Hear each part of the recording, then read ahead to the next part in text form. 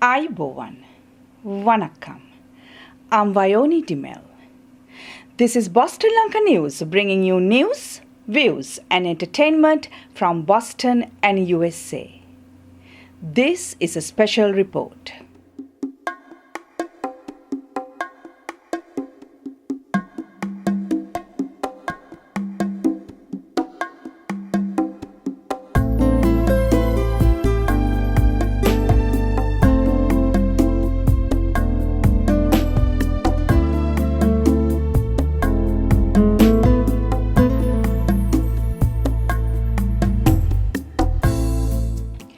Colonel Henry Steele Olcott left the shores of the United States in 1878 looking for Buddhism and Oriental wisdom and ended up devoting the last 3 decades of his life to its revival.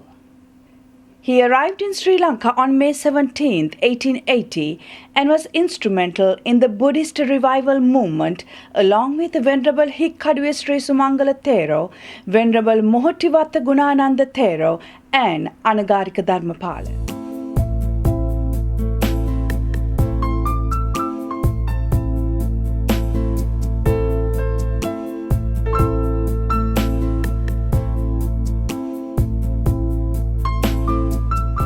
Today we are here in New Jersey attending the event unveiling the statue of Colonel Henry Olcott, who had done so much for our motherland, Sri Lanka.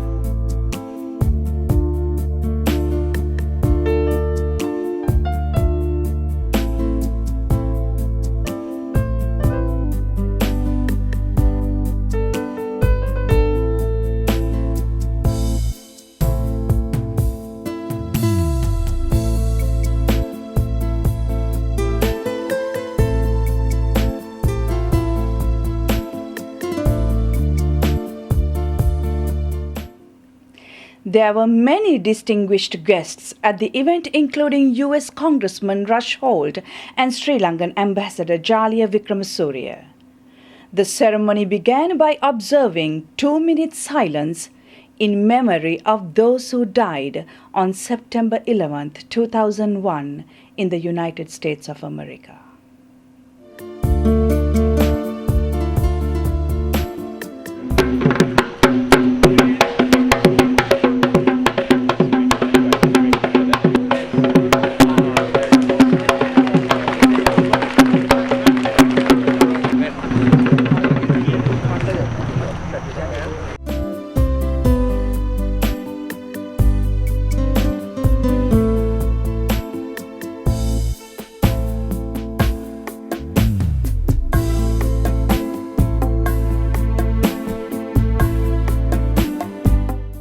I will, however, state that as we honor this great American Civil War hero who filled many important roles in the service of this nation, is also much revered as a national icon in my country of birth, Sri Lanka.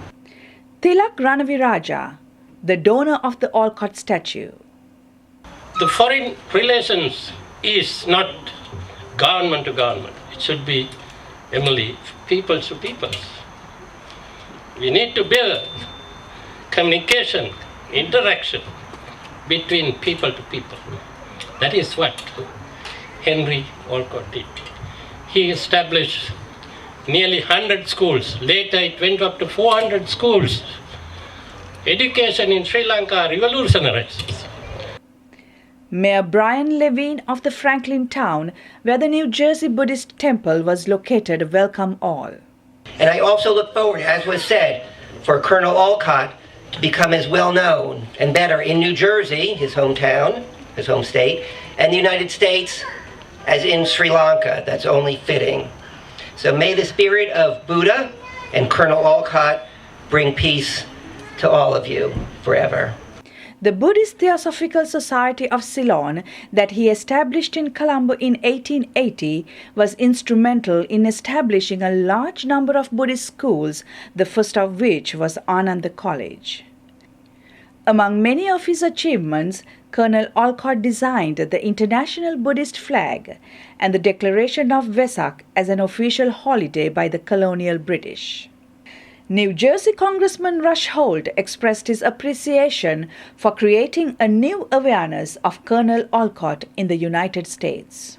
I was a little embarrassed when I got the invitation and realized that I, who have spent some time studying that part of the world, the subcontinent, I did not know about Colonel Olcott. And I am so pleased to learn about him. And quite a striking statue. You will educate many, many others about his anti-colonialism, his spiritual quests, his,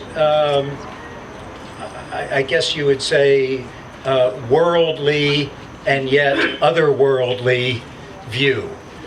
He really is an admirable character, and this will educate people like me who, I'm sorry to say, were not knowledgeable about him. So I thank you for doing this right here in this part of New Jersey. Colonel Olcott also designed the Buddhist flag, as you know, which is still in use today. In doing so, he helped to make Sri Lanka better known to the rest of the world. According to Dr. Vijay Kottachi, the president of the Ananda College Alumni Group in the United States and chairman of the organizing committee, this is a symbol of appreciation of a great American who was responsible for uplifting the culture and heritage of Sri Lanka from the yoke of British colonialism. At the time Colonel Olcott came to Sri Lanka, Buddhism was under considerable pressure from the colonial regime and the religions introduced by different colonialists. And of course, it was recognized that Buddhism was in the decline. Emily Fleckner attended the event representing the U.S. State Department. Assistant Secretary Blake asked me to join you here on his behalf today. He is, as we speak, packing his bags for the long trip to Sri Lanka today. His flight takes off tonight. By my calculations, Assistant Secretary Blake will depart from Washington tonight and arrive in Sri Lanka 22 hours and 30 minutes later. In contrast, our man of honor, Henry Steele Olcott, a respected native son of New Jersey, a gentleman, a lawyer, a U.S. military officer, a journalist, began his physical and spiritual journey on December 18th, 1878. By my calculations, Olcott arrived in Ceylon after a few detours along the way, 1 year, 4 months, and 29 days later. In fact, clearly much has changed in the intervening 131 years since Olcott landed on the shores of Sri Lanka. But much has changed, but of course several of Sri Lanka and America's shared hopes and aspirations remain the same. The desire for peace, for freedom of expression, for safety for our families, for economic stability and prosperity, and the desire for religious freedom, which is in many ways the kind of freedom that Olcott sought as he set sail for the East, and the kind of freedom that he ultimately worked so hard to foster in Sri Lanka. In his speech in Cairo, President Obama said that freedom of religion is central to the ability of peoples to live together, and that fact is a cornerstone of the State Department's commitment to the cause of religious freedom, and why we make this freedom a priority in our own diplomacy here. At this lovely ceremony, such as the unveiling of a statue today, and on the day preceding a grave and important marker in U.S. history, we hope collectively, all Americans and all Sri Lankans, that the future will bring both of our countries hope, freedom, and prosperity for generations to come. Thank you very much for your time. The statue was created by a Sri Lankan sculptor under the direction of Mr. Tilak Ranaviraja. Before arriving to Sri Lanka, Colonel Olcott served in the U.S. Army during the Civil War and was later appointed by Secretary of State Stanton as Special Commissioner to uncover corruption in Navy yards and military depots in New York. When President Abraham Lincoln was assassinated, Colonel Olcott was appointed to the investigating commission. Olcott and Madame Blavatsky arrived at the southern port of Galle in Sri Lanka on the 17th of May, 1880. They were given a warm welcome and they formally embraced Buddhism by reciting the 5 precepts.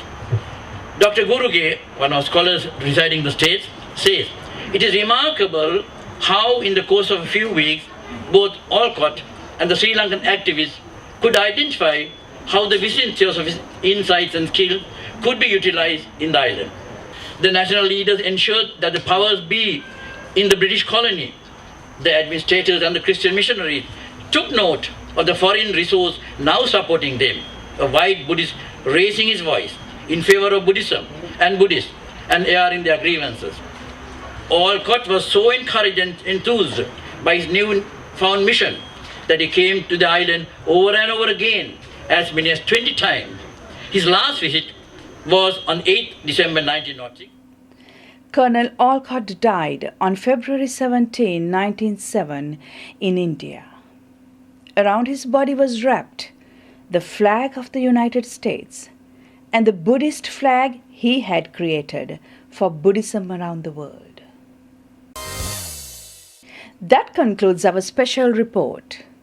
We'll meet you again with another news edition of News, Views and Entertainment from Boston and USA. Till then, goodbye.